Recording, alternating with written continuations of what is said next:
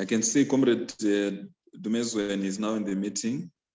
So yes, you can then hand over to you, Comrade, to me, so that we start.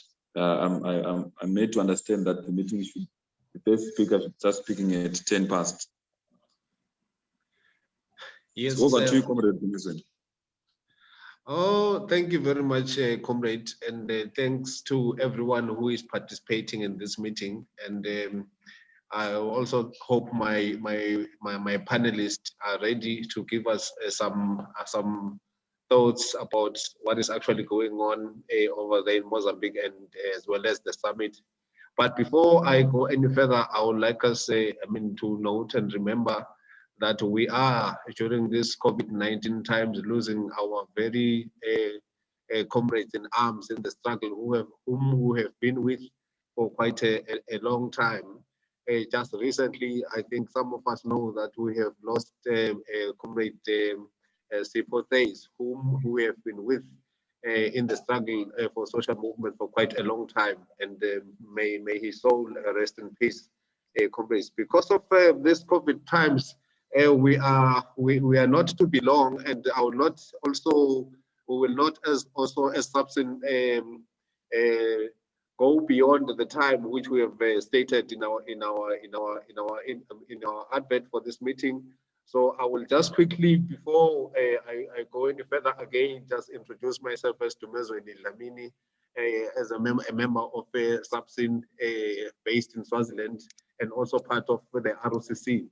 So without any further delay, I will really like to invite my first comrade who's going to be the keynote address in my meeting, who is Professor Nuvunga, the director and the director of the Centro para Democracia, Desenvolvimento. I think it's from Mozambique. I would almost bite my tongue, but I hope I will learn very fast the Portuguese language.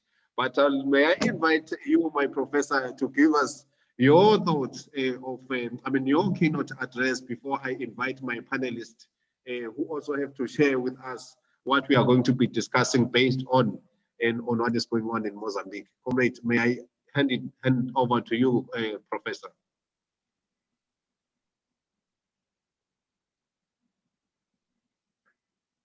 Is my professor ready? Chair, you forgot the welcome remarks. Thank you very much, Chair, for the opportunity to be at this meeting today, precisely the day that the heads of the state and government are meeting here in Maputo in the format of the extraordinary SADC meeting. My name is Adriano Nuvunga. I'm the director of CDD, Center for Democracy and Development here in Mozambique. Can you hear me? Yes, very well, we can hear you. I don't know about other comrades, but you are very loud and clear. Thank you. So, I have... Yeah, we can hear you properly. Okay. Thank you. I have 3 points to make. My key point is that what we see happening is kind of changing tides of SADC in relation.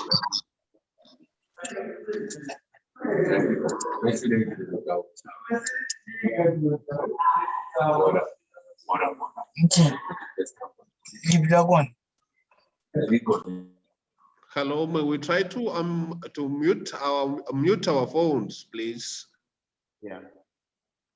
Thank you.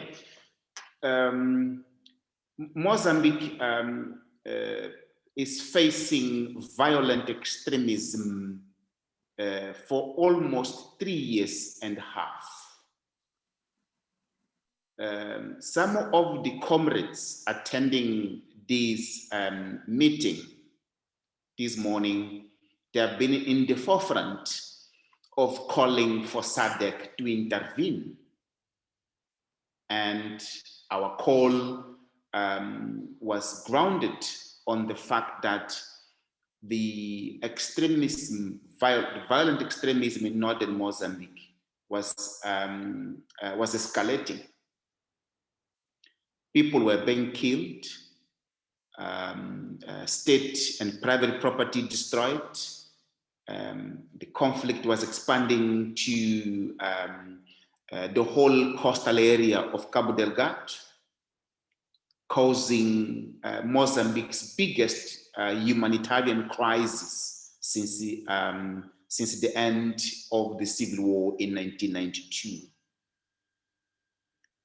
This conflict, it rapidly became internationalized. It became an international conflict because the area that is facing violent extremism is home for Africa's third largest gas reserves, which is Mozambique's possibility of game changer. This is the major reason. And SADC has been silent until May 2020, when the organ for defense and security held the summit in Harare. As I've indicated, most of our colleagues in this conversation today, they have been in the forefront of calling SADC to intervene. At that summit in Harare, heads of the state, they have promised that SADC would quickly get organized to help Mozambique fight violent extremism. But at that meeting, we noticed with some concerns that Tanzania was not attending the meeting. Then we saw the South African Parliament organizing itself to support an intervention of South Africa in the context of SADC. We also saw some movements from Zimbabwe, from Botswana, to intervene. But with time passage, these started to vanish. The momentum resulting of the Harare Troika Summit, as time was passing, it also faded away until the recent attack on Palma in the end of March 2021. So almost an year later, after the initial excitement to see SADC willing to intervene, then the Troika started to agitate again. And one thing had changed. The tone of voice from SADC, it had moved away, it had changed from helping to intervening. And that resulted in our view of the fact that the attack to the Palma town, it was a game changer. Some of the people from Mozambique would say that was one of several attacks. That's not true. That was a game changer. And a game changer because after the international oil company, Total, which is a major, which is the operator in Palma, deciding to halt the operations because of security. And it has taken 3 months from January 2021 to March 2021 for the Mozambique government to put in place the conditions that Total was asking to resume operations. And the attack to the Palma town, it happened precisely 2 days after Total announced the resumption of the operations, which resulted of Mozambique government putting in place all the conditions that Total had asked for, and also Mozambique government making sure that the conditions were already in place. So that was a major, it was a major setback. It was internationally covered. It was the first time that foreigners working in the oil and gas industry, they got killed. It is true that they were not targeted, but they lost their lives as collateral damage. But the fact is that foreigners, they lost their lives. And Palma, for those who do not understand the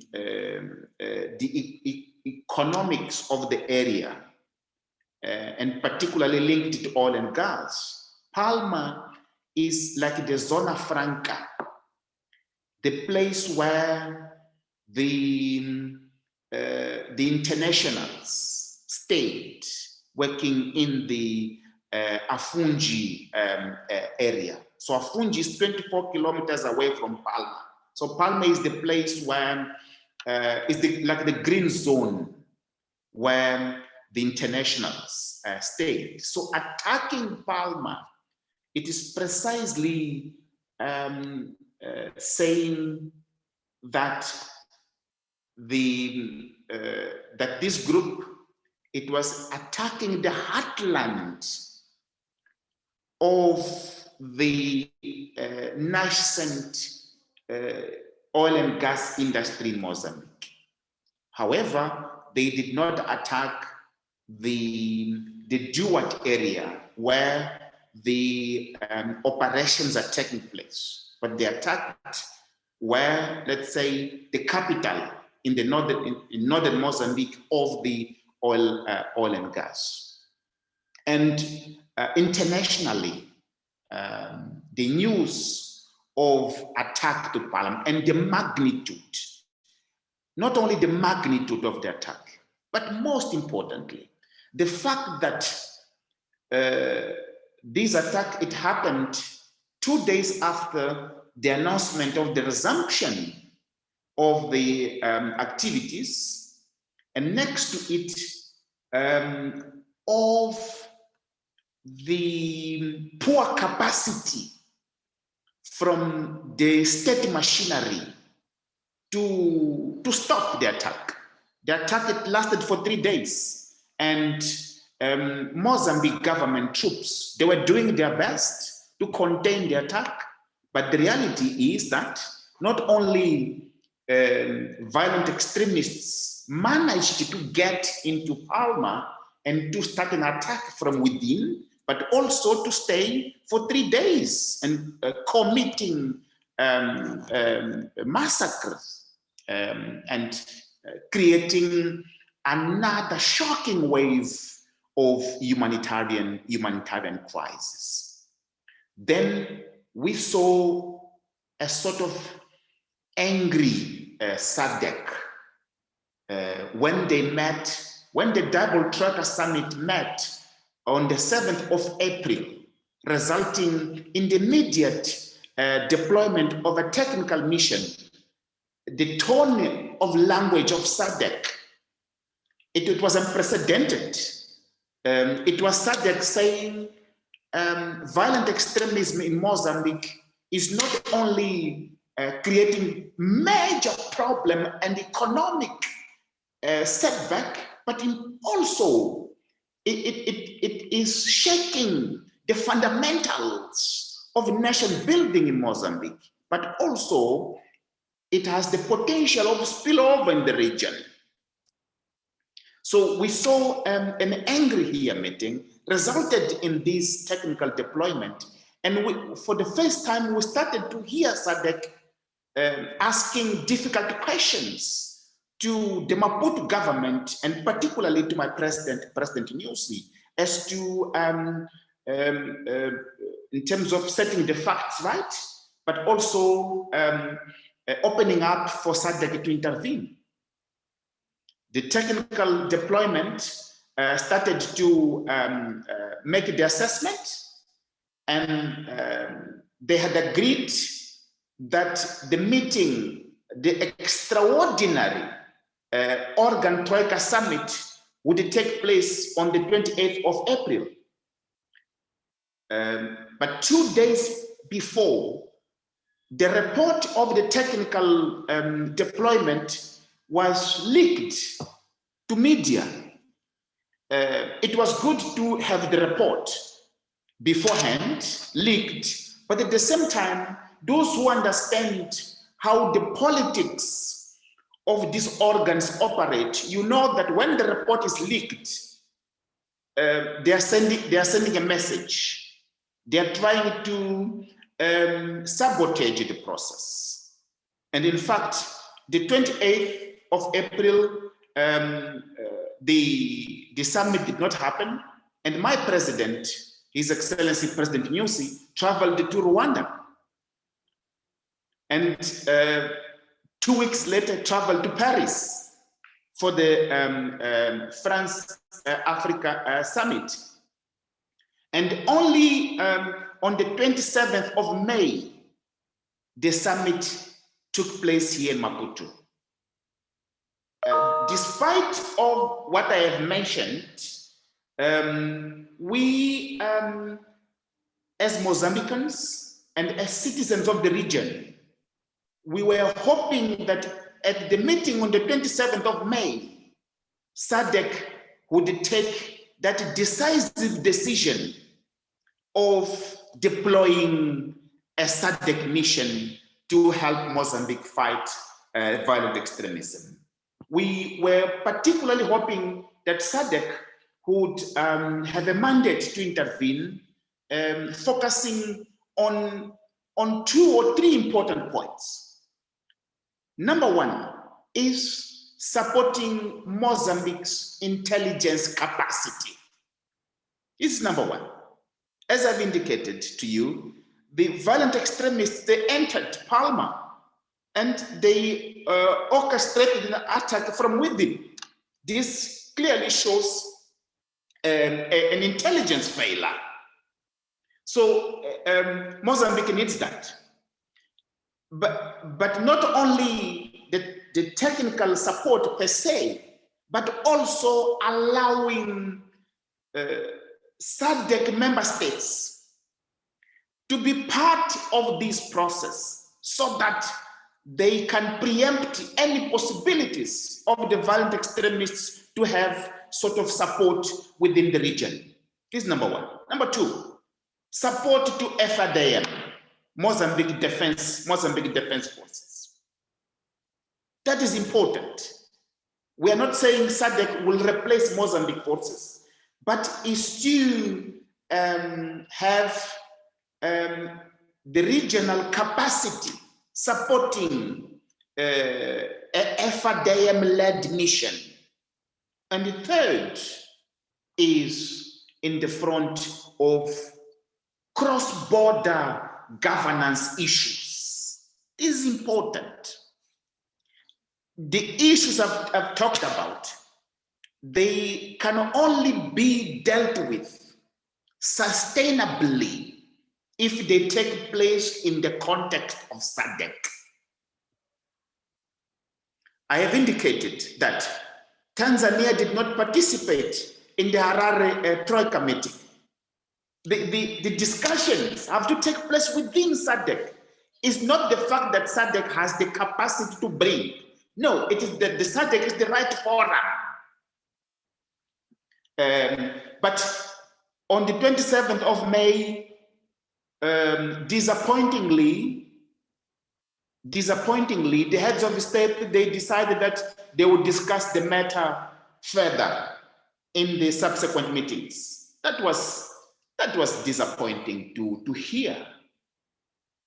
Disappointing to hear because at the moment, although the situation is calm in Cabo Delgado, but it is the very same calm that we saw in January, February, in March, that the problem is there. Violent extremists are out there, and the problem is not being addressed. It is the same type of calm that we see now, while the humanitarian crisis is piling up, and it has the potential of giving more leverage for the violent extremists, as the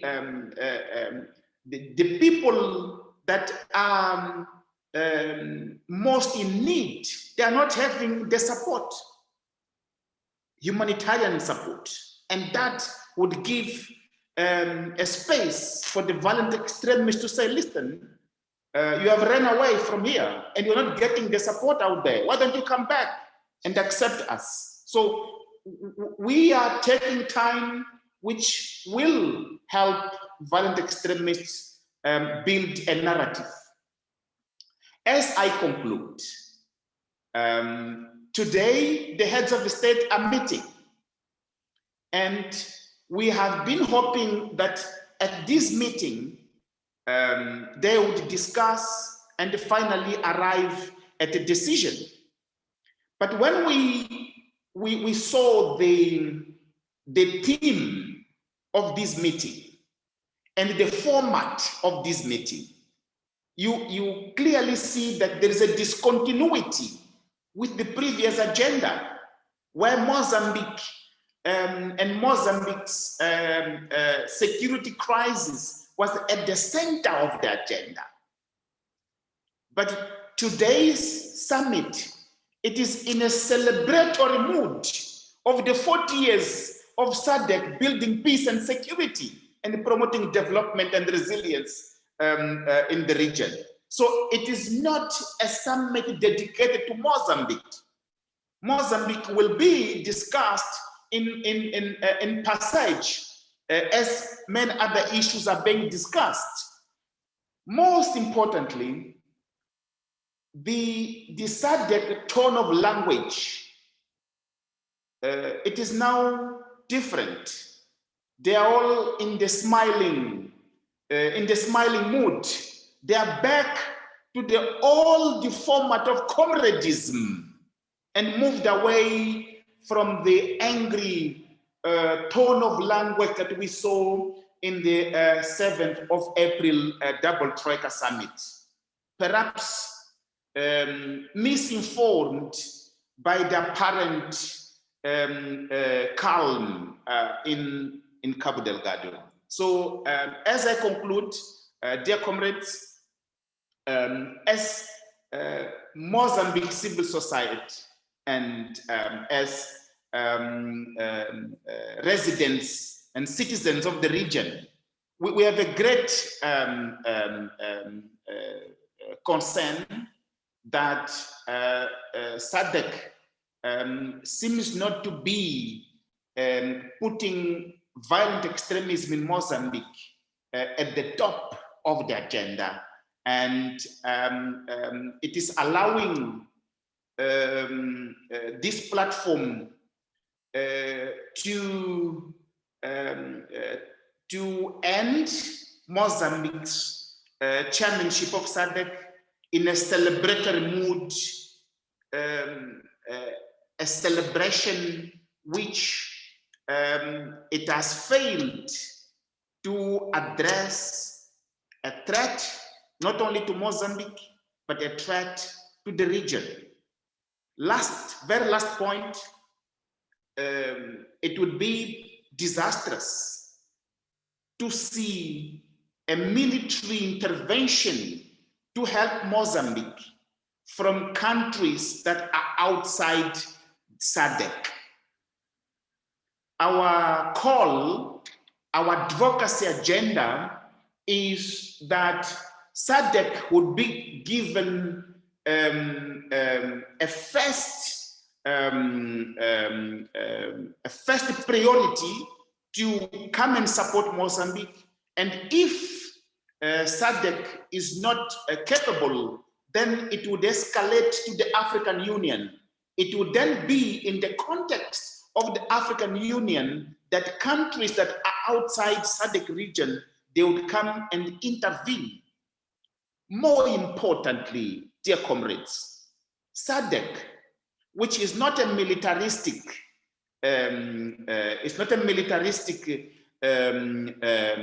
regional entity, it's a governance entity. So if SADC cannot intervene militarily, it should be given an opportunity to address governance issues that are helping the insurgency in Mozambique to continue. So even if the Mozambique government is not willing to have SADC to intervene militarily, but SADC, which is a governance entity, it should be given privilege to participate from a governance, particularly to allow Mozambique to address some of the challenges with some SADC member states in terms of neighbors, etc. So, my dear comrades, these were my comments, and I'm sorry if it has taken a bit long. Thank you very much.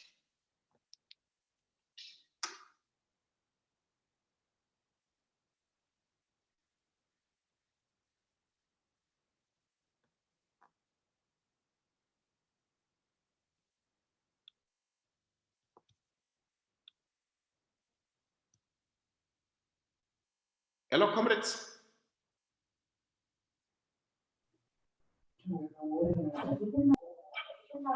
Hello. Yes. Thank you so much, Professor. In fact, we have said a mouthful. I've just given you 2 more minutes from the time I've actually allocated you because of giving us the in-depth of how it started and where it started, who was attacked, and why probably was that group attacked. And this has actually given us the details of how did this started. And we have gone further in actually telling us more that even if we can be silent as a people in the region, we are also going to be affected, because if SADC keeps on bypassing or not taking into serious consideration the extremist violence that is taking place there, we are all going to be affected, mainly when the foreign forces which are outside SADC are going to come in. And in fact, I will urge my following presenters to actually give them their thoughts as to how can we actually, in terms of our intervention as SADC in the region, try to bring about change that will take us from the calm, which the professor has actually alluded to right now, to peace, which we actually want to see in the long run as we move ahead. I will not allow comments to your presentation now, Professor. I will actually give my presenters, where after that, then we will allow some questions and comments thereafter.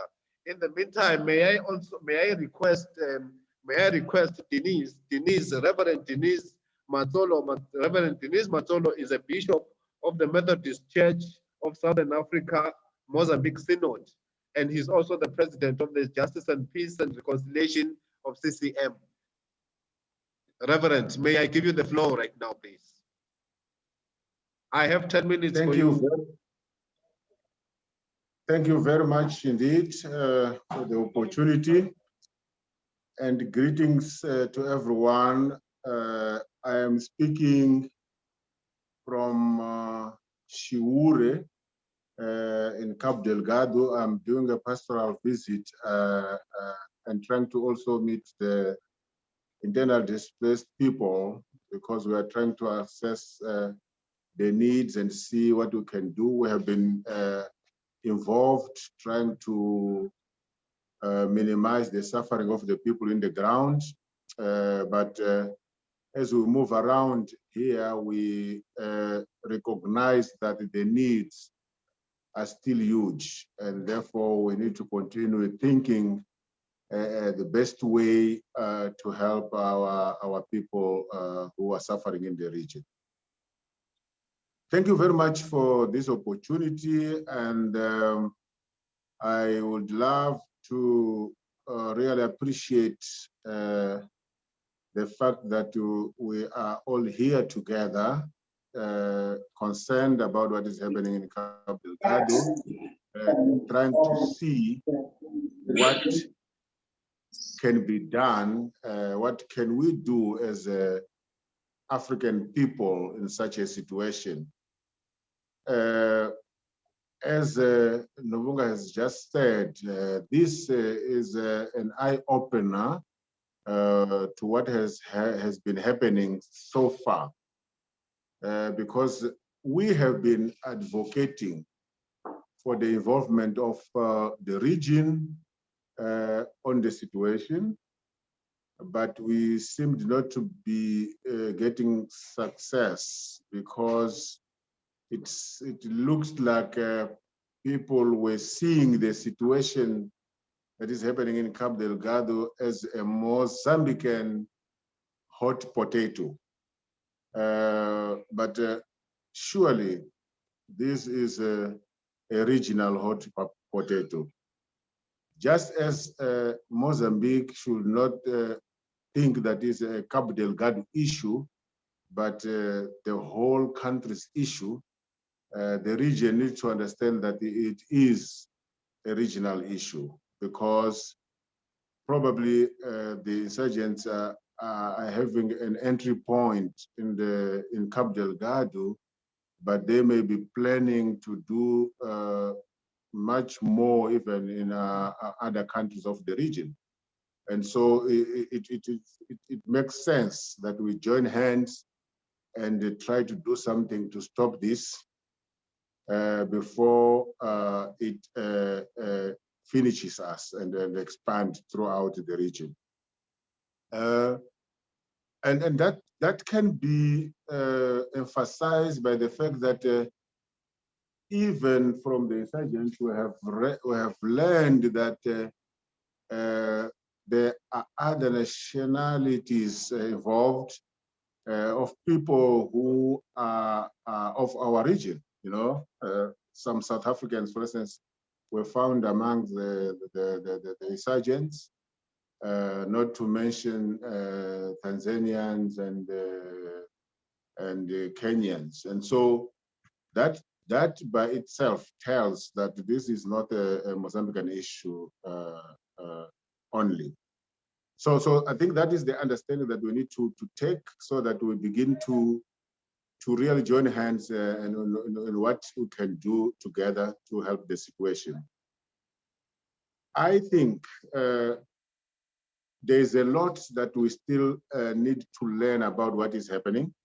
There has been a lot of speculations about what is it, what is really happening, who are they, are those people, what do they need, and all those kind of things.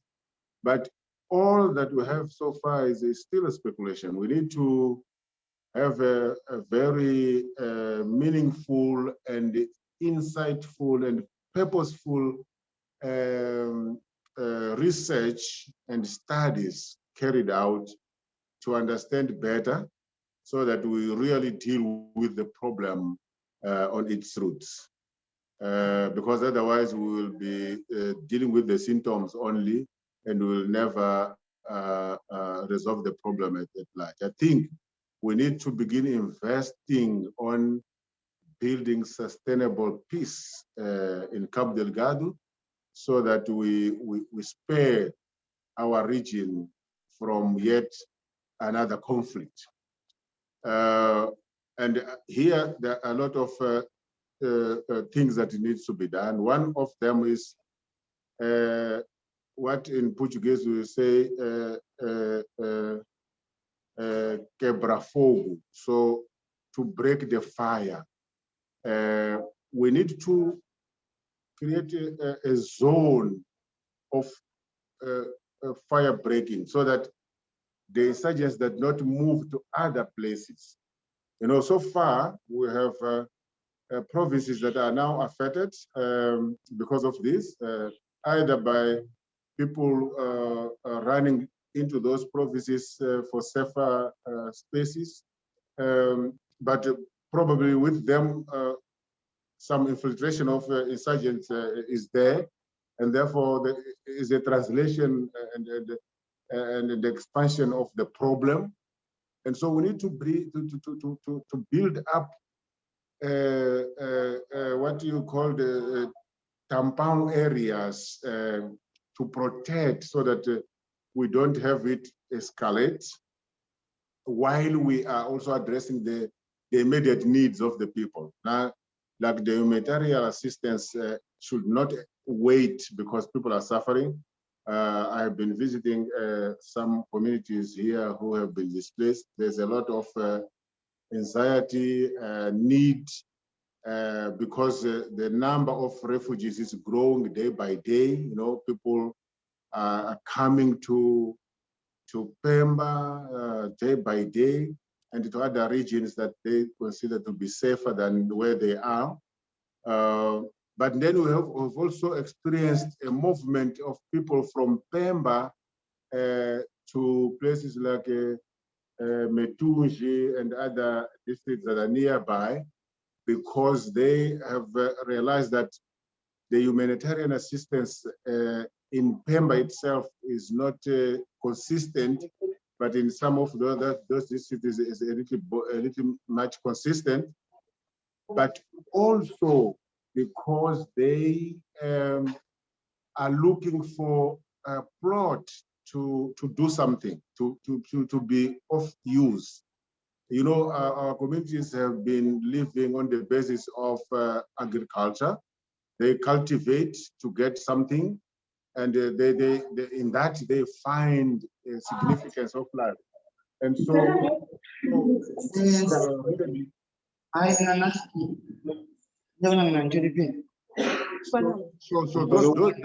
that are happening, but we also, the increase that we're talking about in terms of refugees and the death that are is also a result of people who have run to Tanzania, and now they are not allowed to stay there. They are forced to come back into a hot situation, which is something a bit strange in terms of our diplomatic relationships with Tanzania, because it has been a very peaceful and significant and a friendly relationship. But right now we are facing a situation where Mozambicans are not welcomed in Tanzania, which is not, historically is not what it used to be. So is a diplomatic crisis that we are facing that needs to be analyzed as well. But I want to bring into your consideration that here we need to have multiform interventions. We need to begin to work with young people, and so that we can engage them and make them not penetratable for manipulation and deceiving information and promises that are having from the insurgents in order to join them. So we need to begin to engage young people and see what kind of intervention in terms of opportunities for for income generating activities and training, capacity building for them to do something creative and not be vulnerable to be manipulated by small amounts that are being promised and the jobs that are being promised that are not there. And as a result, then the insurgents get reinforced because these young people then get indoctrinated and trained to join the insurgents. We need to begin to work very hard to protect the most vulnerable people, like young girls who are being kidnapped for sexual purposes, exploitation, etc., etc. We need to look at how we do best to protect our children in the midst of this situation, because we are talking of close to 800,000 people who are displaced, over 3,000 people who have died, and some decapitated. But amongst those displaced, more than half of that number, so close to 400,000, is children. And you can imagine what is the situation now. And so the challenge is, which kind of a generation are we building? Are we leaving behind if we have our children suffering this way, living in a very violent situation like they are, and then remembering that violence generates violence, then we will see that the situation is actually very dramatic and requires a lot of intervention. May I interrupt you, Reverend, before I get into the other presenters' time? If I just can give you 2 minutes, just to summarize, please. Yes, so what I really think that we need is that we should come together and try to see what we can do together and support the people in the ground. One of the things that also need to be taking place, and we are trying to do something on that as religious communities, is the issue of psychosocial and pastoral counseling and accompaniment, because we're talking of people who have suffered a lot here, and a lot of trauma is actually what characterizes their situation. And so I think probably what is most needed is our presence here in the ground, and try to see how can we accompany the people and help them to really restart. And as a person who has got a background on agriculture, for instance, I'm thinking very strongly on training people to begin to produce in their gardens, you know, where they are, so that they can feel important and being supportive to their own families as we try to address the issues that they are facing. And so it's a thing that requires a lot of our involvement in terms of understanding better what is going on, and actually advocating to our government to understand that this is not a Mozambican issue, but is the issue of the region, that we all have to join hands in order to bring up a solution to the problems that we are facing. So advocacy for a peace-building initiative that is all over in the region, working together to find solutions for the problem, is something that is a challenge, and is a call that we have to embrace all together. Thank you very much for the opportunity. Thank you very much, Reverend. Thank you so much for sharing with us on what is happening on the ground, which are points similar to what Professor actually alluded to earlier on. We see no serious engagement, intervention from SADC here, but the people themselves are seeing to it as to how do they deal with the situation. There is this one very powerful point that you have also raised here, whereby you are saying the insurgents, the extremist violence people are actually expanding to other areas, and This therefore says that even when you are based in Swaziland, the neighboring countries, Tanzania, Zimbabwe, we are going to begin to see some of these actions taking place wherever we are. But there is one important question which I think one of you will address earlier on, I mean, as we go on, that these insurgents, where are they getting the ammunition they use? Where do they come from?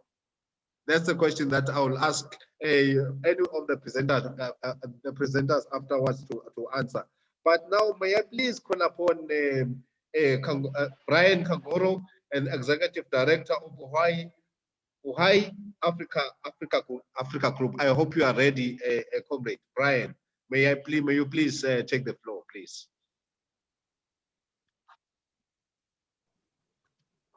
Thank you. Brian, are you there? Thank you. Thank you so much. Yeah, I would like to thank the presenters before me. Allow me to suggest that as the bishop has rightly said, part of the problem in Mozambique is a characterization issue. And that characterization has consequences, both for the interventions that are done and also consequences for who makes the intervention. So at the beginning of the conflict, we were asking ourselves, is this just intrigue, choreography, or extended dysfunction? Is the issue purely about the dysfunction of the Mozambican state? Is this choreographed by external actors? And some people then asked, well, if it's dysfunction, it's dysfunction of the state, the economy, and society. And then some asked, is this a religious conflict? And of course, academics, activists, my friend, Professor Novunga and others started indicating that when you look at the history of the region, it seems inappropriate to reduce this purely into a religious conflict. So it then takes me to a question that partly seeks to answer the questions that you have raised. And that is, what is this? First, I think it's clear from what the Reverend has said, the Bishop has said, it is a security crisis. A security crisis that requires interventions in the three security aspects, which is intelligence, law enforcement, and military. And frankly, I don't differ, but I would extend Professor Novunga's approach to this.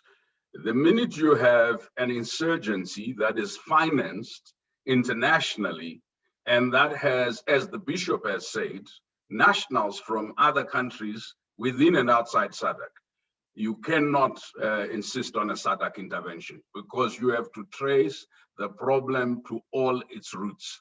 And as I will indicate, you have to also trace the money. So I'm not really pro or against a SADC only. And I've always been, as you know, critical of the African Union approach of subsidiarity, complementarity, that the region most affected. We're not handling a simple political crisis of stolen elections. We're handling an international security or insecurity challenge. So you need SADC plus interventions. You actually need AU plus interventions. As we have seen in Nigeria, as we have seen in the, if you like, in the Gulf of Guinea, as we have seen in the Sahel, and we have seen in the Lake Chad Basin, Gulf of Aden, in the Horn of Africa, the intelligence cooperation that you need go way beyond a region. So yes, the leadership could come from a region, or a significant part of troop contribution could come from a region. But if you are dealing with this complexity, you need the region plus. Mozambique, unfortunately, already started with foreign forces. You had the private military, private military companies, the Russians, right? And then after the Russians, you had the dark group. After the dark group, now you have the Americans, US Green Berets, assisting the Mozambican army. You have Portuguese, and so on and so forth. And you have the French, whether openly or not so, because Total is a French company, so they will argue under international law a right to intervene in the protection of their nationals, and national including commercial interests. And it is therefore important that when SADC is thinking about the dangers of an internationalized internal or regional conflict, that SADC think carefully about bringing the Americans, the French, and everybody within the region, or being so inept that the space is occupied by these other forces. We know, observing Niger and elsewhere, that they will use tactics and approaches that will broaden and deepen this particular conflict beyond northern Mozambique. The second is a development crisis. This development crisis requires that SADC be seen, because it's a Southern Africa Development Cooperation, that the development components of SADC actually are more key to addressing Cabo Delgado than the military aspect. The economic partnerships with private sector, with philanthropy, with other SADC member states are key to dealing with the social crisis that we're seeing. So it's a development and social crisis that requires SADC to show forth its multiplicity, not just as a military force. It's a weak military force in comparison to everybody else. Why am I raising this security development nexus for you? Because if you look at the humanitarian crisis, 800,000 internally displaced persons, 1.3 million people in urgent need of humanitarian assistance of one form or the other, and COVID-19 within this context, because migration movement is in the context where people are severely constrained by the fears of or the actual impact of COVID-19. It would appear to me that dealing with the humanitarian crisis requires a very nuanced and complex approach that doesn't simply seek to accommodate refugees or internally displaced, but also seeks to resolve in the short to medium term some of the challenges that are in Cabo Delgado and all the surrounding regions. And that includes what the Bishop has said, creating demilitarized zones or zones of protection or security where you try and ensure that the insurgents don't cross. But it's a gendered crisis. It's a gendered crisis because the underreported factor in this crisis is the extent of sexual and gender-based violence, the weaponization of the bodies of women, right? And that is a very important factor, because if you consider that northern Mozambique was already in severe economic and social crisis before the insurgency set in, you will realize that the feminization of poverty was already a phenomenon. And any failure to act in order to constrain, to restrain, and to deal from an international perspective, because we have resolutions of the United Nations that deal specifically with the use of sexual violence in the context of conflict, then we'll be limited. I am not persuaded, as Brian, that SADC alone has the capacity to address the sexualized or the sexual and gender-based components of this conflict. And I am also not persuaded that we need to wait until the insurgency is done and the military operations are done for us to begin to address the gender crisis instigated both by the insurgents, but also some of the violence that women are facing within the context of displacement from their own peers, right? And lastly, it's an international crisis. It's an international crisis because, like it or not, the real problem in northern Mozambique is extractivism. Professor Novunga has repeatedly told us this, that extractivism that's superimposed upon a corrupt political elite, extractivism that operates within the context of social and economic dysfunction, where the state is hardly present in the provision of service to people. When you then bring big corporates that are feuding or fighting over or positioning themselves, not just for liquefied gas, but for other natural resources that are found there, we have a crisis that is manufactured, but we also have a crisis that's organic. So those who have analyzed this as an externally driven crisis, as well as a national or organic local crisis, are correct. You have to look at the intersection of local factors and international factors. And how do you resolve this? You have to follow the money. Follow the money in two ways. Number one, follow the money on who is financing insurgents. You are not just going to follow it in Mozambique, because this money is not coming through necessarily the Mozambican banking system. You have to follow it in East Africa. You have to follow it in North Africa. You have to follow it in the Middle East. You have to follow it in the Western world, because as we've learned in the financing of insurgency, that this money goes through very complex networks. It has local business persons and politicians who would be involved. It has regional actors who are involved. It has people within the securocratic state within Mozambique itself and outside of Mozambique who stand to reap benefits from the conflict. Finally, follow the money in doing the basic mathematics. Basic mathematics is to deploy, because we can talk here about deployment. I don't think the African Union and SADC has the resources to deploy in Mozambique. To deploy, you need at least per soldier about $150 per day. $150 per day covers the ammunition, it covers the food rations, it covers the clothes, it covers other incidentals, transportation and fuel. And where I'm just giving you a very conservative estimate. And that essentially means the military deployment itself will take a lot more money. Look at how much the UN deployment in the Congo. It costs billions of dollars. If those billions had gone into development in the DRC would not be in conflict. So what has happened is over years, we've sustained a huge UN presence or a deployment out there. And in Somalia, the conditions of local people has not increased.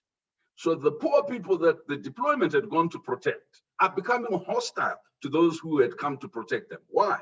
Because they live la vida. They are more protected. They live in cantonments, in camps with great security. They are paid well. And some of them even begin to exploit local women and so on and so forth. I want to urge, we do need a deployment, but we do need wisdom. There are two ways of following money. And there are three things civil society must do as I close. Number one, build the competence and the capacity to track the money that's flowing into the insurgency in Mozambique. Track it internationally and not just regionally and not just nationally.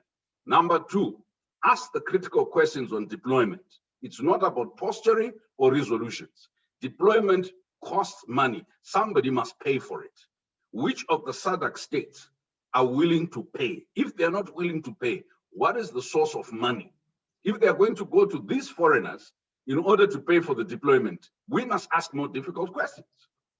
Number three, deal with the people-to-people dialogue. People-to-people dialogue within Mozambique, facilitated by persons like the bishop and others, but people-to-people dialogue. If the governments of Tanzania, of Mozambique, and others are not talking, human beings can talk.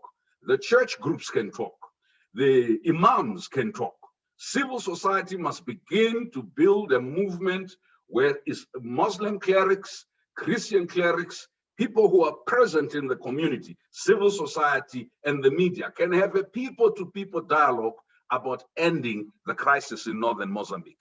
This is to demilitarize it and also to humanize it. Thank you. Thank you, Brian. In fact, you had jumped on to your conclusion remarks for this webinar, or else we are still on the discussion. But thank you so much, Brian, for your presentation. I will not say much, but just to mention these few points which you have raised, that this is a security crisis which has fallen over a very weak security Mozambique. And also, Professor at the beginning did say that it is also, it is also touching upon the security intelligence of the state in Mozambique. It's a financially supported insurgents. That is one key also area that you have also mentioned. Developmental crisis, extractivism, which is also part of the major problem that is there. Not leaving aside the issue of gender crisis, which you have actually mentioned. But may you allow me, comrades, to also invite Dale McKinley, who is from the Southern Africa Solidarity Group, as our last presenter before we open up to questions and comments. Please, Dale, please, McKinley, may you come over, please? Sure, thanks, comrades. I will have to be very short. Unfortunately, I don't have much time here. I was asked to just give a very brief input on what is happening on the South African front and the solidarity and what is underlying our perspectives here in terms of the Cabo Delgado situation. I think there's 4 or 5 different key things where we might have different focus maybe than some of the others, where our fundamental focus in terms of how we understand the Cabo Delgado crisis is a crisis of politics and socioeconomic extractivism, as well as elite compradorism. We don't see this fundamentally as a security crisis. This is a security crisis that has been created over many, many years as a result of the complete and utter ignoring of people's needs within Cabo Delgado by the elites of Mozambique and by the elites of the SADC. This is consistent with what has happened across the region with many, many different communities. And now it's been politicized to a degree of having these religious components, this IS, this Islamic insurgency, but fundamentally the roots of this crisis lie in accumulation, extractivism, elitism, and the ignoring of people's needs, which then become politicized and become militarized. And unless those things are addressed, and if there's a militarized response and a security response, as we've seen across our entire continent, everywhere else, it's only going to get worse. This will not address the fundamental issues. It will only make things worse. It will only radicalize people further. It will only open the doors to more extremism and to more conflict. So our perspective from the South African is that that's where we locate the crisis. We do not divorce it from many other crises that have happened across our continent that have similar kinds of origins and similar kinds of politics around them. We also put at the forefront the issue of the climate issues, the extractivism. The whole how should we say, history of the conflict in Cabo Delgado began to come about when the Western multinational energy companies were invited in to basically begin to extract gas deposits, and the locals were completely ignored. Local development was completely ignored. Massive amounts of money were taken out of the region, and it was supposed to be this nirvana for gas development in Mozambique. And as a result of it, the more and more alienation of the local population, particularly the youth and others, who then turned towards those who would take advantage of those grievances and those material desperation to politicize those things. So there's also a whole range of elements of environmental and climate issues that revolve around this. Our calls at South Africa are for complete non-military intervention. We do not believe that that is and especially from the SANDF and from the South African, we do not believe that that is something that will help in any way. We believe it'll exacerbate the problem. It'll actually protect the elites. It'll protect the interests of those that do not have the interests of the people at heart, including the Mozambican elites, who have shown time and time again, much like our South African components and Zimbabwean elites, that they don't care about their populations fundamentally, that they care about accumulation and they care about making and keeping themselves in power at all costs. So we also believe that we must shift the discourse. This anti-terrorism, anti-Islamic State, anti-jihadism discourse plays right into the right-wing agenda and to the imperialist agenda that we think that we have to change that, and we have to talk about the socioeconomic and climate and environmental and extractivist issues and shift the focus completely. Because if we do not, then we put the entire impetus in the terrain of those who basically want to use Cabo Delgado as a new playground, a new military playground, a new power playground, a new extractivist playground in order to pursue their own interest at the expense of the people. So our focus is completely on socioeconomic interventions, on solidarity to people, to local groups, all of the other issues that have been mentioned by previous speakers. We would support those interventions, whether they're around sexual violence, psychological support, humanitarian assistance, these kinds of things, absolutely. And we have here in South Africa, we have begun a range of solidarity initiatives, holding webinars, making op-eds in the paper. We're hoping to hold some pickets in front of Parliament and the union buildings, and to basically try to create a situation here where we make it impossible for our government to begin to intervene on the behalf of the citizens of South Africa or SADC without any mandate whatsoever from our population to do so. And we've already seen from the SANDF involvements in the Central African Republic, in the DRC, and other places how disastrous these things can be. under the name of peacekeeping and under the name of regional security. So that is in very, very brief terms, and I'm apologize for having to leave. I had indicated previously that I'll only be available until 11 o'clock, but that just from the South African side is where we are. And obviously we hope to be able to work with all the comrades in the region on a basis of demilitarizing, desecuritizing, prioritizing the socioeconomic and the people themselves, and getting essentially, I think, our struggles and making the linkages between the Cabo Delgado solidarity and the struggles that we have internally as people's organizations against our own rapacious elites and those in the region. Thank you very much.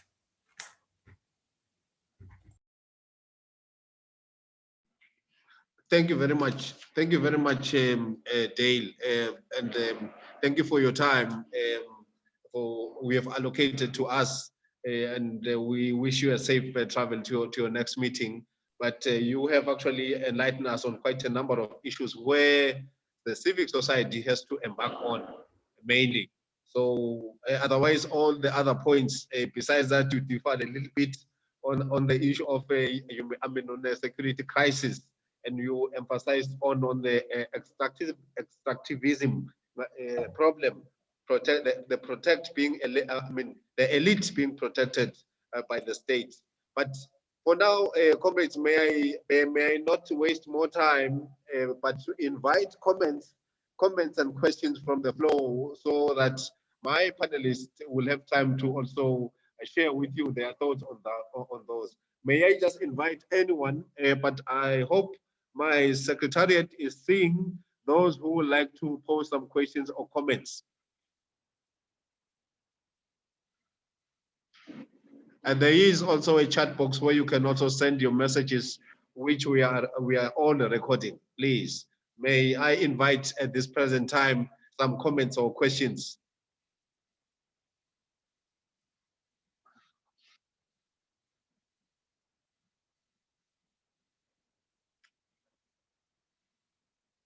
Hello, may I see some hands, please?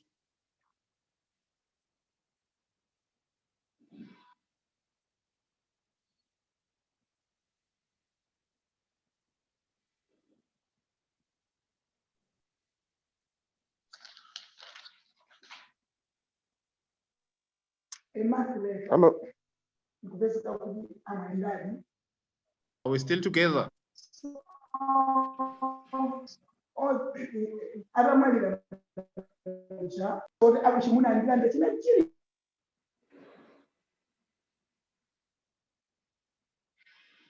Famai, may you align my speakers for me, please?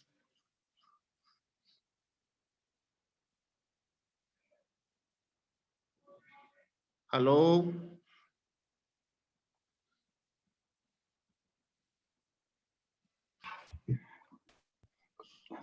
Comrade Chair, we have the youth voices. We haven't spoke. We have Comrade Nolutando Honano or Comrade Milin from the youth who also want to say something. Okay, in that order, please.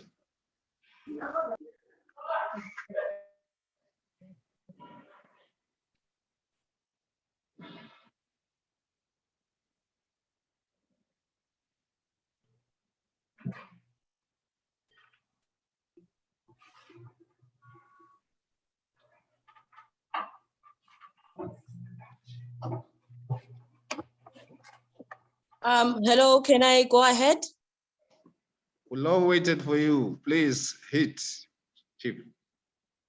Okay, thank you so much for the opportunity to speak. My name is Yolanda Milin, and as I speak in representation of women and youth, I would say that we bring about a humanitarian perspective to this, to say that, the exposure to physical and psychological torture, the cruel, the inhumane and degrading treatment that is happening in Mozambique is quite alarming, especially if we're looking at the displacement problems that are therefore arising as we look at the welfare of particularly women and children. we find that they are being forced further into vulnerability, and that gender inequalities are also rising as well. So our reaction really is to say that we need a consistency and we need honesty in offering solidarity as SADC, because there's a need to solicit a regional stance and be religious to it. Because what is happening in Mozambique, as we've all heard, can easily spiral to other countries, and it can get out of hand if it's not properly contained.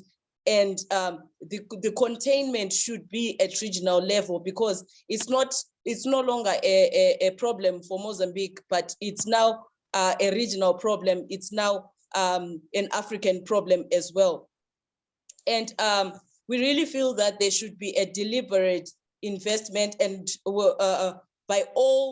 at all levels, youth groups at church level, civic societies, national, regional, continental levels.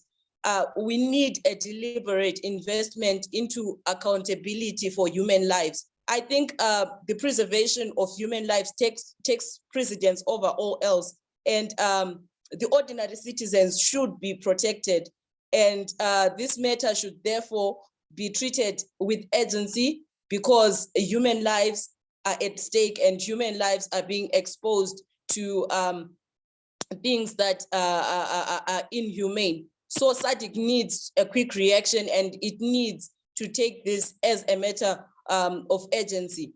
And also, you find that the SADC nations, the non-ratification and implementation of the Convention Against Torture and other cruel and inhumane and degrading treatments is something of concern, because that is something that we need to look at as SADC nations to ratify and implement such conventions.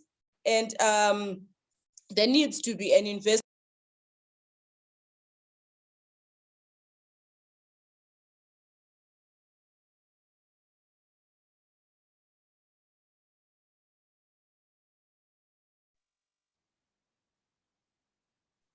I can no longer hear you. I don't know whether you touched on a mute, but you can't hear.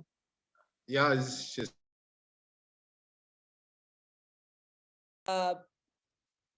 activities that further expose us as Africans. So honestly, that is the youth perspective, to say that there needs to be an investment in the people. We need to prioritize the welfare of the people above all else.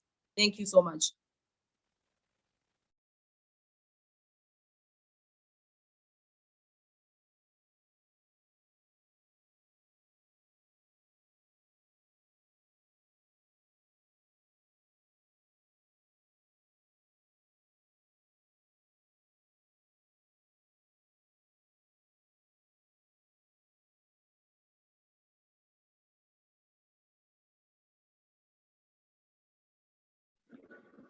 who is next on the line? I can't see myself from this side.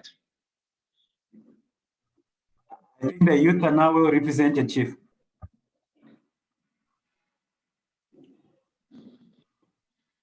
Yes, the youth are now are represented, Chief. We can proceed.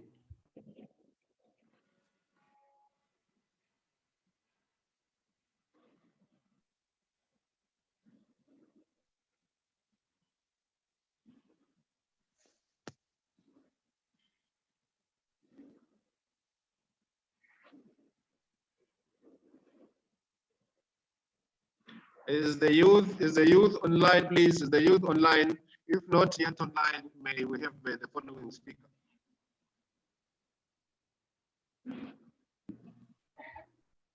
The floor is open, Comrade Chair.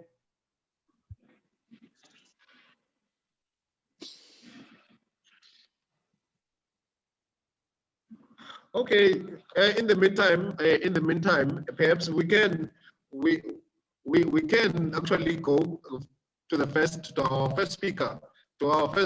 You know, a professor who has said quite a number a number of very important points where I would also like him to address this issue of not being a military, not being a military crisis, but an extractivism crisis, which is what they differed with. May you just maybe respond on that one, or even more, Professor, please, in the meantime. Before the professor proceed, I see there are 3 hands in the chat box. Oh. There is Ntengo, Weston Msoa, and Severin. Maybe we can just have those interventions, then the professor can then come in. Please, thank you, comrade. All right, hello. Yes, we can hear. Please speak, comrade. Oh, network problems. I'm Weston Sawyer, speaking from Malawi. Can you get me? Continue, comrade. We can hear you. Yeah, we All get right, you, great. comrade. Yeah, I just want to concur with the bishop and the professor also that I think apart from the military element in the situation of our colleagues that side, we need as civil society. I think it's important also to make sure that we coordinate ourselves so that we also fill the gaps, especially on the element of the suffering of the displaced people. Malawi is close to the area, and as it has been in the previous similar situations, Malawi extends a warm welcome to our colleagues. And for civil society, I would like this time around, much that it hasn't reached that level, but to also have a coordination mechanism in the countries that are close to the conflict zone. So much that in case there's something that we can do socially, for example, like there's displacement beyond internal, we can also play our role in terms of engaging our governments and the different stakeholders who are in the field of hosting our colleagues in such situations. So I would propose that maybe from the bishop and maybe those who are on the ground in the area or engaging the displaced people, if there's any needs that may need from from the neighboring countries, let's coordinate also as a family in the SADC region to make sure that we are also responsive and not only reacting but also proactive as it is now. What are the issues that we can collaborate? I know we are meeting some of the people from that area who are also crossing in Malawi in seeking for some food, some necessities, but it seems that it is beyond that. There are some who cannot manage to cross to get some necessities. So my proposal is the coordination mechanism from the civil society organization, and for us, I offer a hand to also be part of that coordination, because we are the same family, we understand well each other, and we can do something. Thank you. Over. Thank you very much, Wilson. Thank you so much. As civic society, let us also put our hands together and assist those who are fleeing this trouble-torn area. My next comrade, please. Thank you so much. I'm Severin Yalute, speaking from Tanzania, actually speaking from Morogoro, the center of Southern African liberation movement.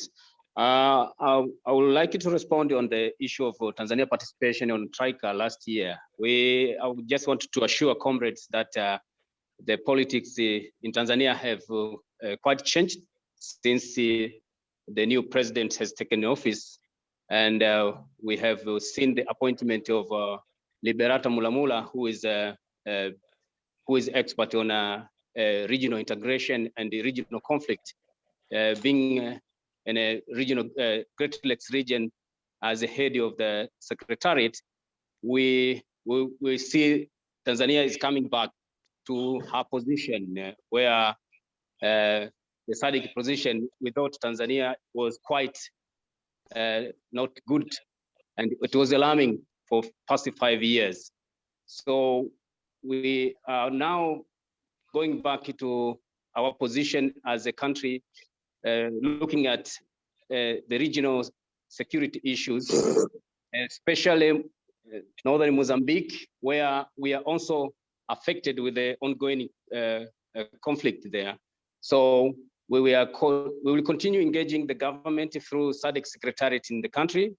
We will arrange to speak with the foreign Minister of Foreign Affairs, and as having the government position on the similar issues and also on other regional issues that are affecting the region, particularly the Mozambican situation. So I will just want to assure you that we will keep engaging the government so that they can have we can have the clear position of the government regarding the situation in northern Mozambique. So far for now. Thank you very much. Thank you very much, Comrade, on that feedback. It's very important that we do engage all our governments, like McKinley has actually said, that we have to be very active in engaging our government in all kinds of forms.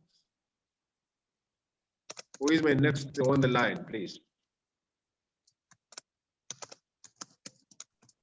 Yes, good morning or good afternoon. My name is John Sengo. I'm from east of Congo, from Goma, but I'm actually a student in Toronto, in Canada. So I have probably 2 questions, and I would like Professor or Dr. Adriano Nvunga to provide me with some explanation. I really enjoy your explanation about the situation in Mozambique. It's quite clear. So I want to find out what do you think about the movement in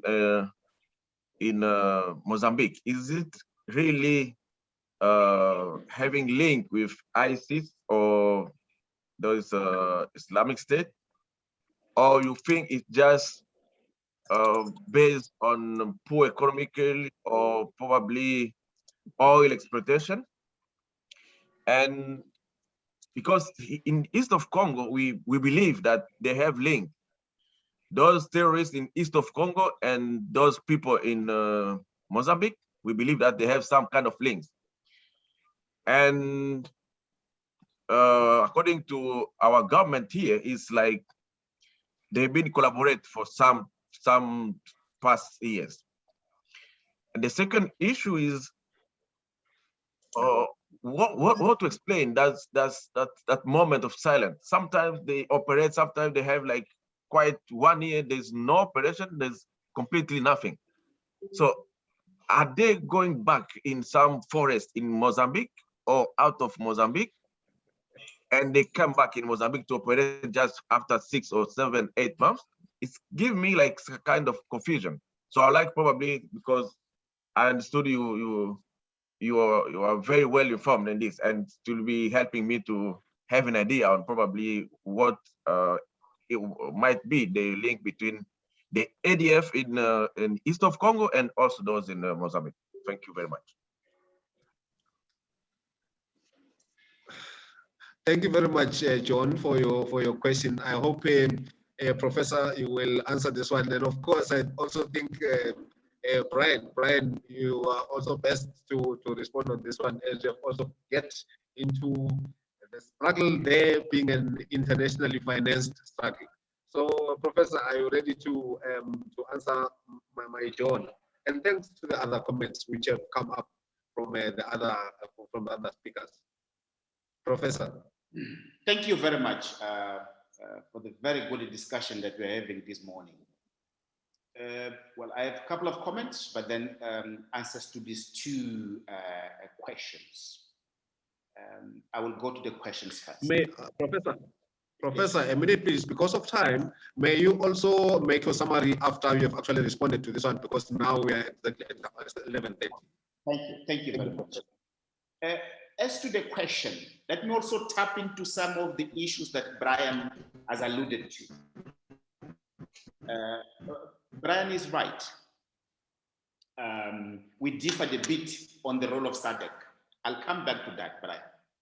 But first of all, unlike other conflicts related to extractivism in Africa, Mozambique's conflict is different.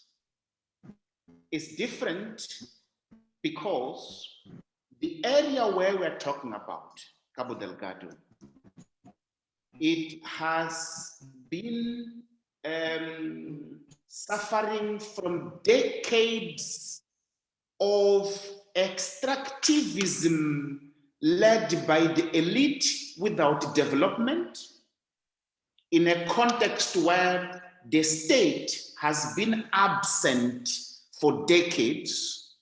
And in those cases where the state was present, it was seen as being utilized by the elites to protect the interests of the elites. So we had elite-centric extractivism, but this is mineral area, illegal logging, including drug trafficking in the area. This has created grievances in the area as the young people were being marginalized and most of the time utilized or instrumentalized by the powerful people to undertake illegal activities. But the state itself in the area, it is captured by cartels of illegal trade. This is the foundation of that area. Again, Mozambique is one of Africa's most land abundance. We are talking about vast areas. Most of the areas, they are dense forests, which allow illegal logging, which goes unnoticed by Chinese.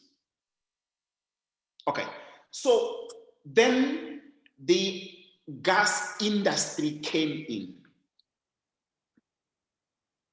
What we see happening in Cabo Delgado is a governance failure. It's a governance failure. It allows elite-centric extractivism and the utilization of the state by the powerful elites, some of which we intersect with illegal trade, including drug trafficking, resulting in a law and order problem. Then, with the oil and gas industry booming, you have cartels who have benefited of the illegal trade, who are disputing the ecosystem of governance of the oil and gas industry. So the major source of the problem, it is not external, it is domestic, speaking to competing elites to the ecosystem of the governance of the gas projects. It is therefore that I have indicated that the attack to Palma town, it's a game changer. They attacked Palma only. They did not attack the infrastructure of oil and gas. This is a clear message. One of the key differences also of this insurgency is that, number one, it is faceless. It has been 3.5 years. It remains faceless. Next to it, this group, it is not fighting the establishment. It's not fighting the Maputo government. No. It is targeting the area which are part of the ecosystem of the oil and gas infrastructure. So Cabo Delgado, violent extremism, it's a local problem which is connected to international networks, including of terrorism, but it is not primarily a terrorism activity. It is because of this that I advocate that SADC be given priority in addressing this problem. From precisely what Brian has said, from a governance and a developmental perspective. My colleague who spoke last, he indicated that Tanzania is back. Indeed, Tanzania is back. Dr. Liberata Mulamula, whom I send my regards for changing quickly the dynamics in relation to SADC and to Mozambique.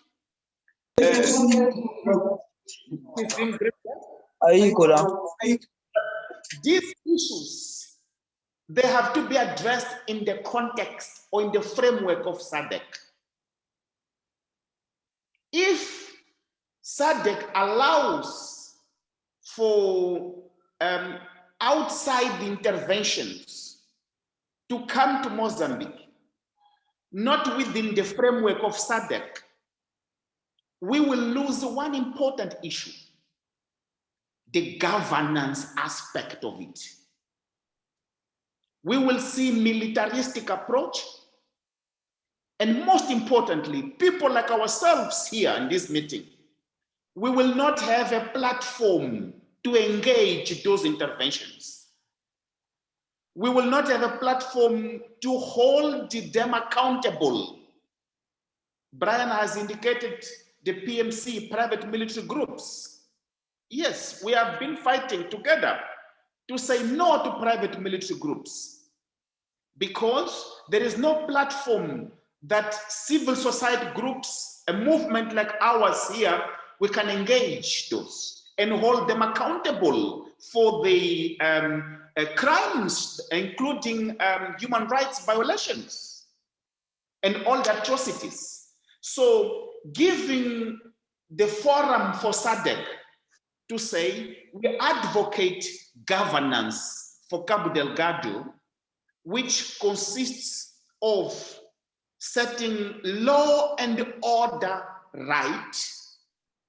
And as Tanzania is saying, and rightly, governance and dialogue with the groups that are perpetrating these violations.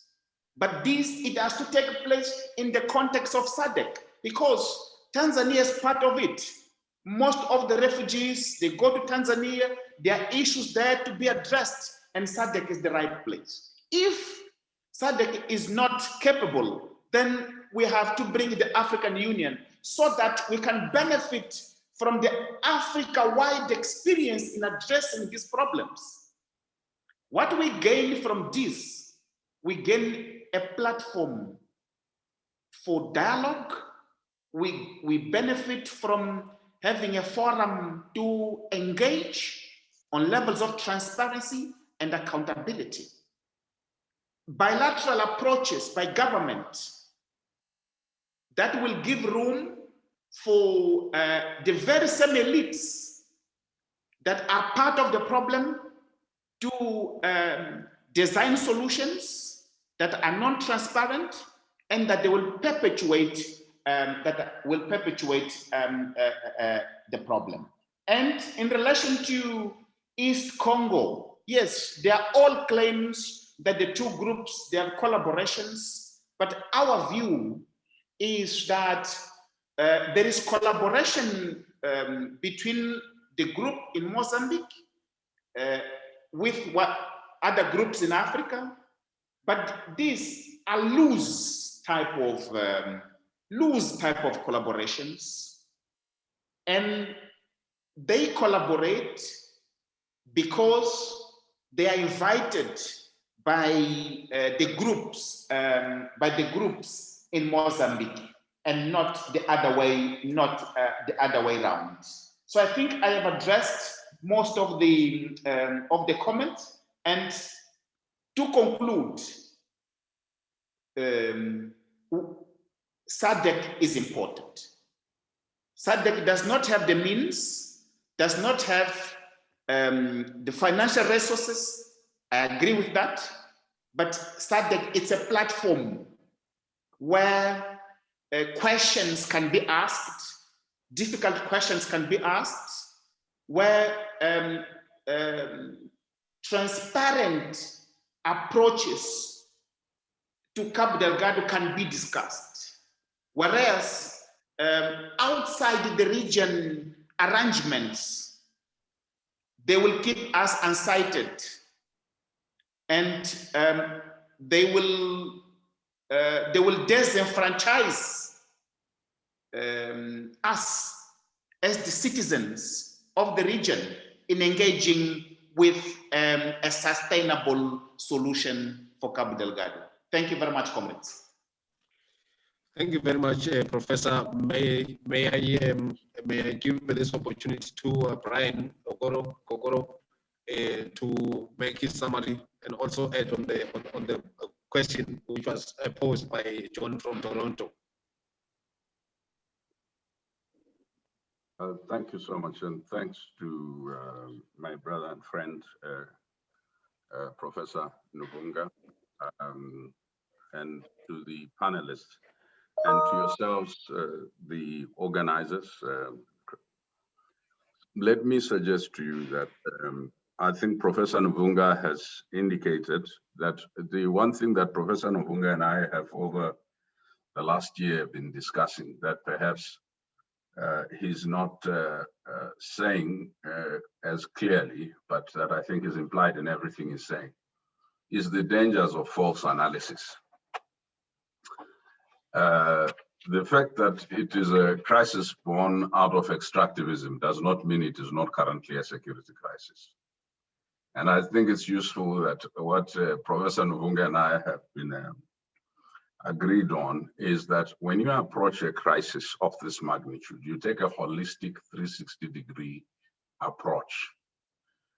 It's not a one, you don't have a magic bullet, a magic pill. So whilst you had me refer, as did Dale and others, about the need to address the gender dimension, the development, the social dimension, you cannot, as the bishop will tell you, in the context of beheadings and so on and so forth, effectively do this. You need to stabilize, or to be concurrently stabilizing as you intervene to address. Otherwise, you will have an endless humanitarian crisis. We saw this in Syria. We've seen this everywhere, right? It therefore means, as Professor Nuvunga has said, and as the bishop said, and I think Dale implied, and Yolanda also indicated, strengthen intelligence and analysis. At the moment, we have a lot of high-sounding, extrapolative analysis on what is and this is because the intel is poor, right? So anybody can make any claim based on an anecdote, a conversation with a military contractor, or a conversation with someone in the security forces. It's purely conjectural. So what we would urge civil society, if we all came together, brought our resources together, brought our networks and linkages together, we could get a much deeper analysis that covers Tanzania, Malawi, Mozambique, and DRC. And that seeks to use tracking money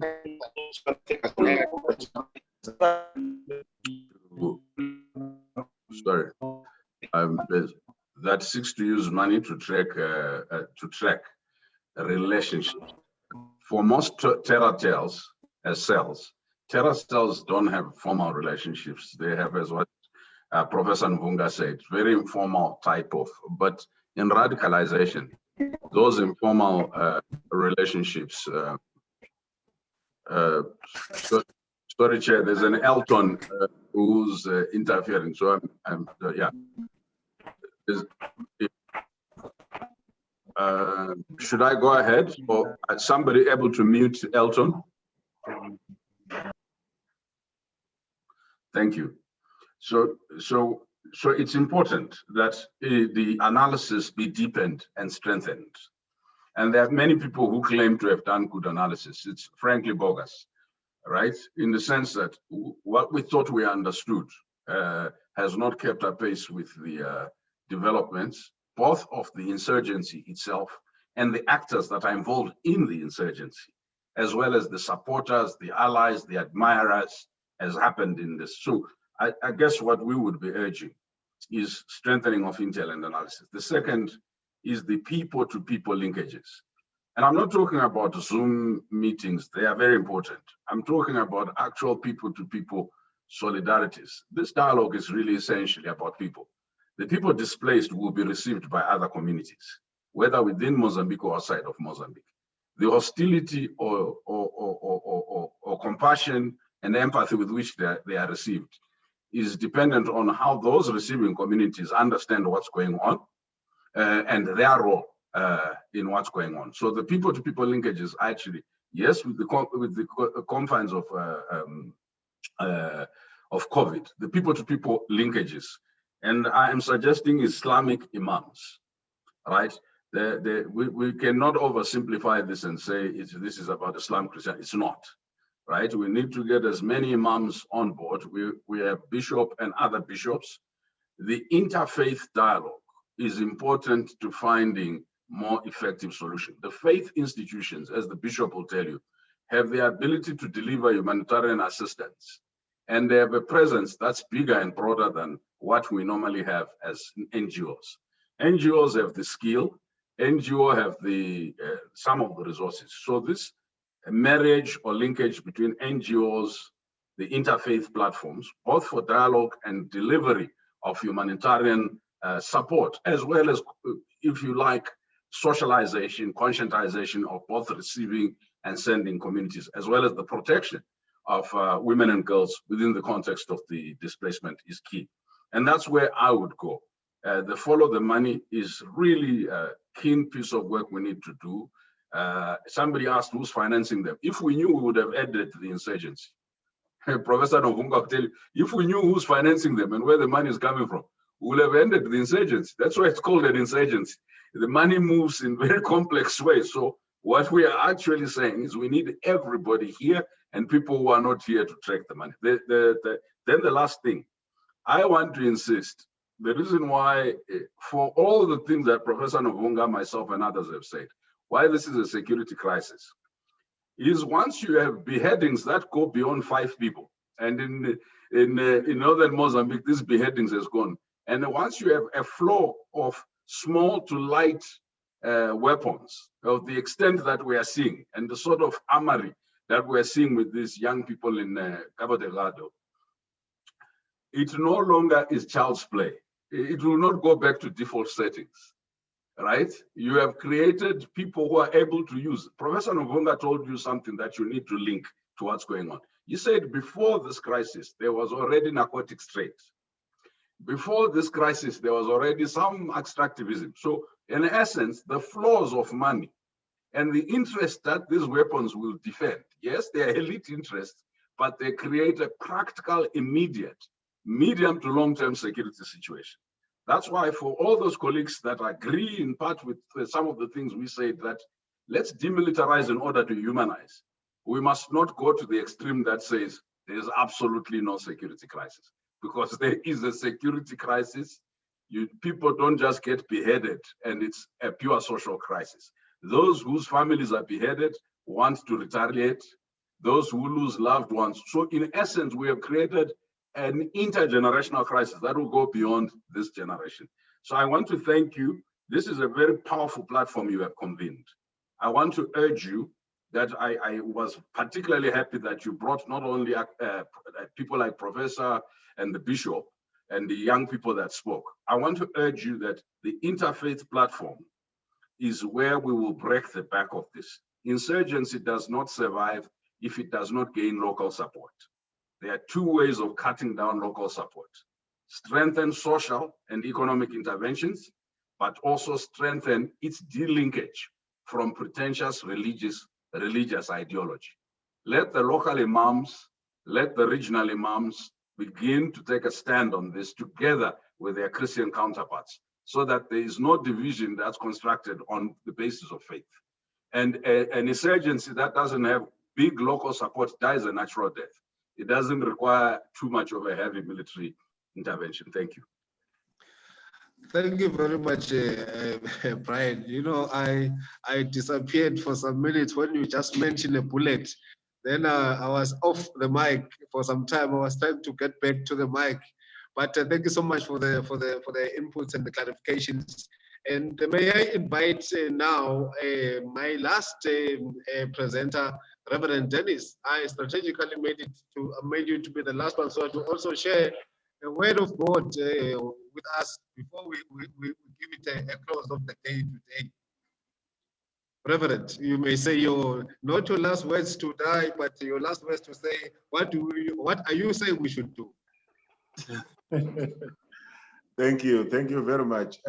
Now, first of all, I really want to thank you for bringing us together for this reflection.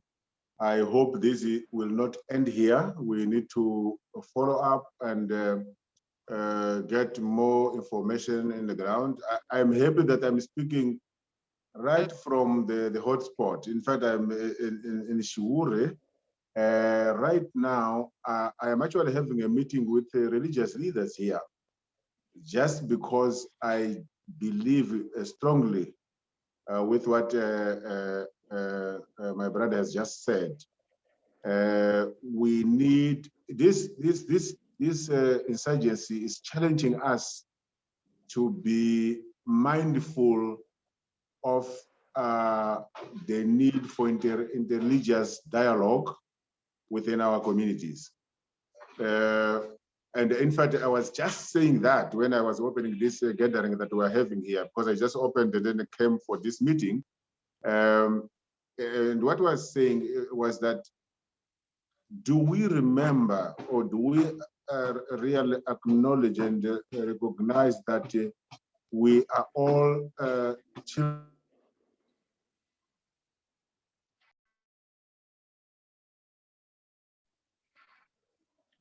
We can't hear you, Reverend.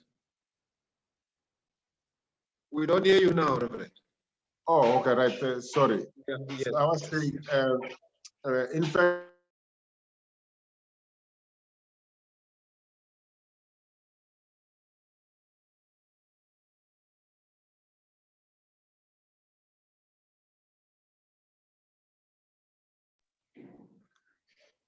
we have lost you again. Oh, I wonder who is closing me, because it's not myself closing. Okay, so I was trying to showcase to our religious leaders that I'm meeting with them here at Shiuri, to say that we need to understand that we have got the only Father of all us, which is of all of us, who is God, and that we all come from Abraham, and we need to understand that, and that will help us to work together to stop the suffering of our community. So this issue challenges us to really emphasize on the issue of interreligious dialogue. But I also wanted to say that having said all this, which are beautiful words and engagement that we had here, the issue is how do we really begin to put into practice of all of the things that we have talked about. So it's more than intention that is required. Here in the ground, what people want is actions, because the smallest action is bigger than the biggest intention that we may have. And so we need to embrace that. We need to recognize our role. We need to continue praying together for this purpose. But my understanding is that prayer without action is nothing, and therefore we don't think that as we pray, everything will be solved by prayer alone, but it requires our involvement, our engagement, and our actions all the time, so that we put to an end the suffering of the people. And I'm very happy that we are gradually coming to understand that this is really not a Mozambican issue, but is our issue. And therefore we need to do our best to engage. And lastly, to say that our role to protect the most vulnerable is very crucial. And when we're talking about the vulnerable here, we're talking about children, we're talking about the women, but we're talking about special groups like elderly people, people with disabilities, pregnant women. Can you imagine the situation people go through in such a situation when they are pregnant? And all those kind of things. Small children, babies. Sometimes we provide everything, but we forget that there are babies within that need milk, for instance, and those kind of things. So we need to begin to be more creative and try to see what can difference bring as we intervene in this region. Thank you very much indeed. Thank you so much, Reverend. I like your last one where you said we are not only to pray but also to act. I remember some verse in the Bible where some group marched 7 times around that area. After that, miracles happened. I hope you also do the same up there as well on the hotspot. But may I also try to take this opportunity now to thank everyone, starting from Professor Adriano, Reverend Brian Ogoro, and Dale Mackley, and also all of you, my participants who have attended this webinar. And I'm very sorry that I have taken 25 more minutes of your time as we were to conclude our session at 1:30. But I also hope you have gained quite a lot from our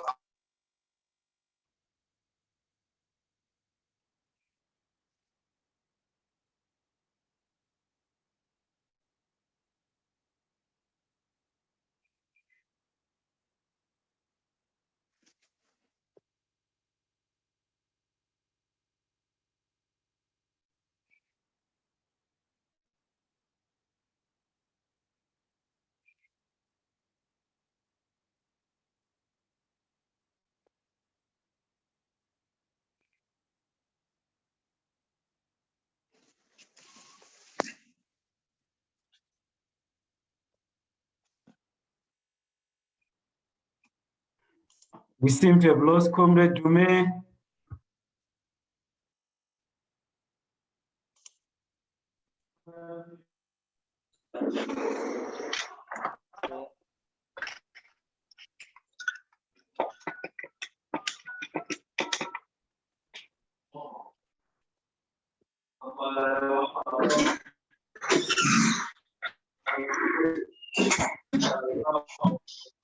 Comrades, it seems we have lost our chair. Just on the final remarks. Comrade Lamini, please mute.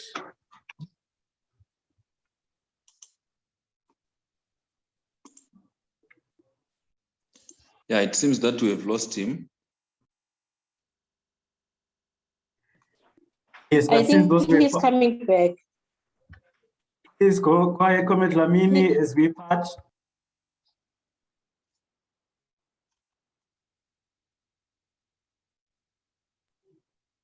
Comrade Lamini, were you making an intervention? No, I was not making any intervention, but I was telling him that we can't hear him. So he was saying somebody was cutting him. I think he will come back soon.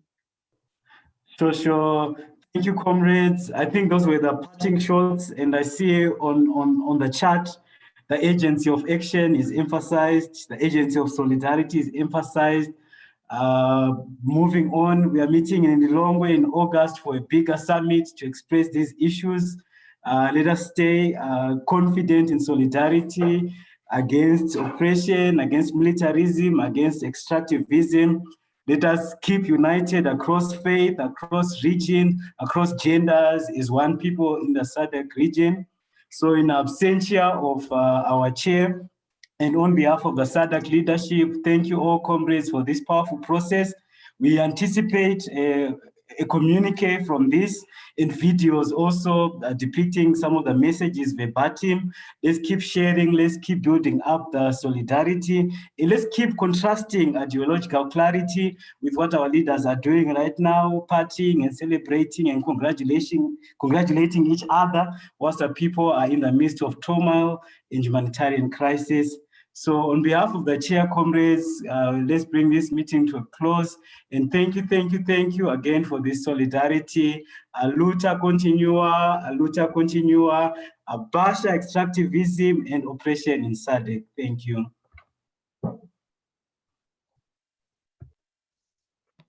Thank you.